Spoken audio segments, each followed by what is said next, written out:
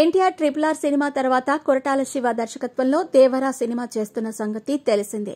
2 పార్టులుగా తెరకెక్కుతున్న దేవరా మొదటి part April 5న release చేస్తారని ఆల్రెడీ ప్రకటించారు. కానీ గత కొన్ని రోజుల నుంచి దేవరా సినిమా వాయిదా పడనుందని వార్తలొస్తున్నాయి.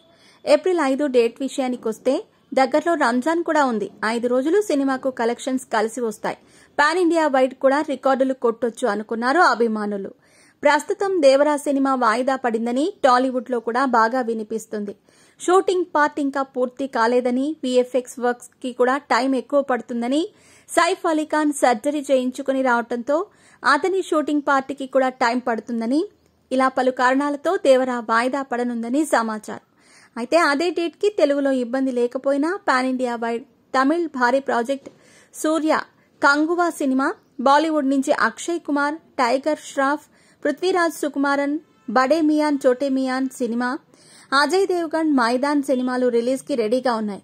దేవరా సినిమా వాయిదాకు ఇది కూడా ఒక కారణమని సమాచారం. ఒకవేళ దేవరా నిజంగానే వాయిదా పడితే ఆ డేట్ కి రావడానికి టాలీవుడ్ లో 2 సినిమాలు రెడీగా ఉన్నాయి.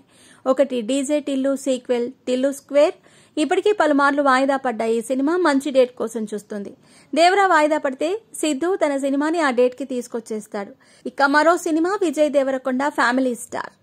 గత సంక్రాంతికే రావాల్సిన ఈ సినిమా వాయిదా పడింది. ప్రస్తుతం పోస్ట్ ప్రొడక్షన్ పనుల్లో ఉందని సమాచారం.